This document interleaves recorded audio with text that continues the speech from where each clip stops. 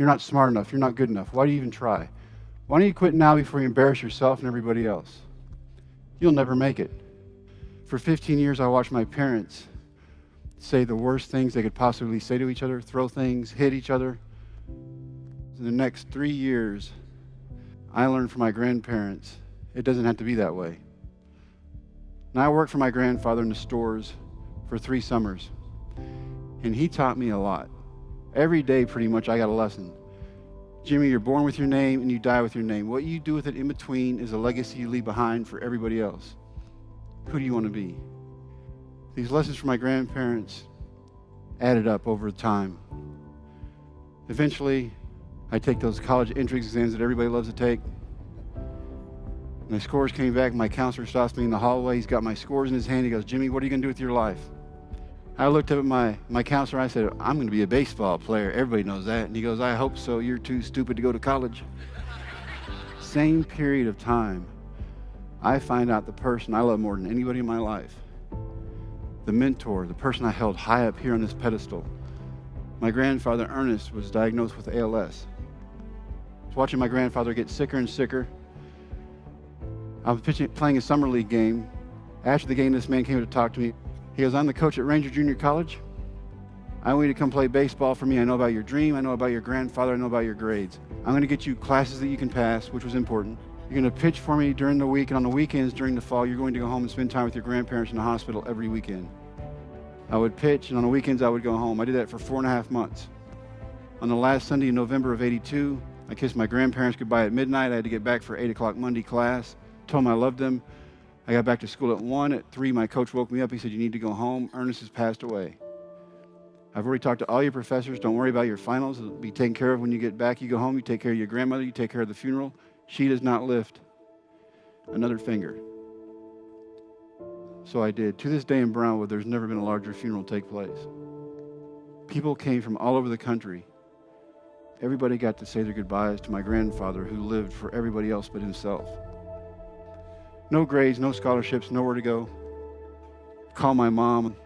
Mom, I made a horrible mistake. I don't know what I was thinking. I'm quitting. I'm coming home. I'm done. It's time to go out in the world and start teaching and coaching kids. And that's when I found myself at Reagan County High School in Big Lake, Texas. I inherited a baseball team that had won 1 game each year for the 3 years before I got there. So the first thing I did as a head coach was I kept that one team on the schedule. You're going to respect this game as long as you're on my field and you're playing for my team. We're going to do things the right way. Athletic director and head football coach at Reagan County High School pulls me aside one day to tell me if it's ever close or they're ever behind, they're going to find a way to lose. Their parents are losers, they're losers. It's just in their DNA. They're not even going to graduate from high school. They're going to work in the oil fields and gas fields like their dads and their granddads did. There's nothing you or anybody else can do about it. You have taken these kids as far as you can. See, the problem with that little talk was that 2 of my kids are behind the lockers changing. Before I get to my field, spread through my team like wildfire. The guy not only in charge of all the coaches, but all the kids thought they were losers. I walked down the left field line, not one kid's looking at me. I started talking about hopes and dreams and setting goals. And then my catcher looked at me dead in the eye and he goes, why are you telling us to chase our dreams if you're not willing to do it yourself? We think you still want to play. And I said, no, sir, I want to stay married. Thank you very much. But coach, the way you teach us the game, we know your heart's still in it. You teach us how to act and react to every situation that comes up. We know what the other team's going to do before they do it. What came out of the deal was if they won a district championship, which the school had never done in baseball, I had to try out again. I forget about the bet. But in the district championship game, we're down by 3 runs in the last inning, and history would dictate we're not going to come back and win that game.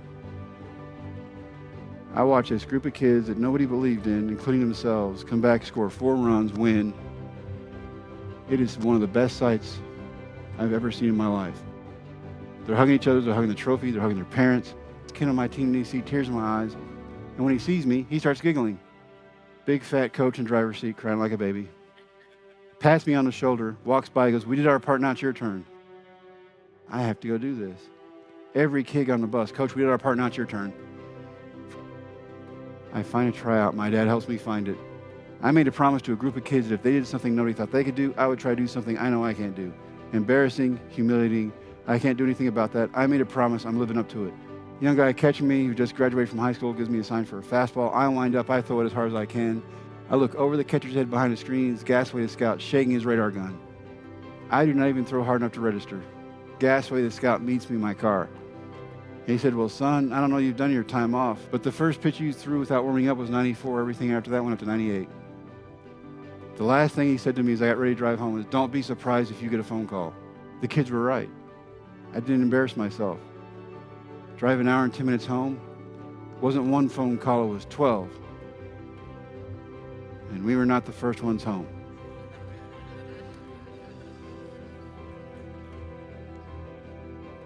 So my ex-wife hangs up the phone, turns around and said, so where have we been?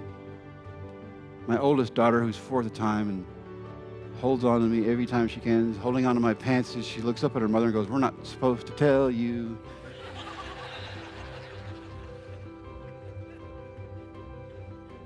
She looked back at me and she said, what were you thinking? I said, I'm a man, I'm not supposed to think. She goes, what are you going to do now? I said, the same thing I was going to do before. I'm good at coaching these kids. I'm trained for that. I'm successful at that. I win everywhere I go. That's what I'm good at. This thing over here, this baseball dream, has never, ever worked. I've wanted to play since I was 5. It's never worked. She said, you better listen to phone calls. They wanted me to come back in 2 days and throw again to see if I could actually throw that harder if my arm had fallen off. Because I'm telling my kids they want me to come back and throw again. My kids go, Coach, you told us if we ever had our dream in front of us, you'd chase it no matter what. 2 days later, I go back and throw again. It rained so hard they had to hand me a brand new baseball every pitch. Sliding up to my knee in mud every time I landed, 98 every pitch. Our big league general manager's there. He goes, you can smile, you're going to be in Texas tomorrow. And I just looked at him and I was stunned. I was like, what?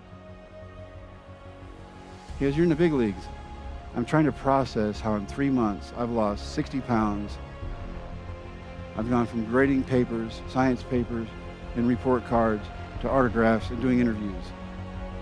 All because of a group of kids who, when I pushed them, they pushed back. They got their coach to go to the big leagues, who couldn't even believe in himself at the time. My grandfather had this saying.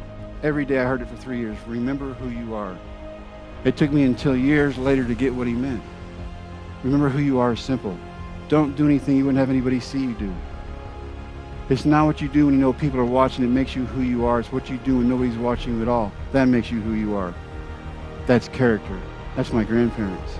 And if you make it just about you, you're never going to go anywhere. It's when you make it about something bigger than you.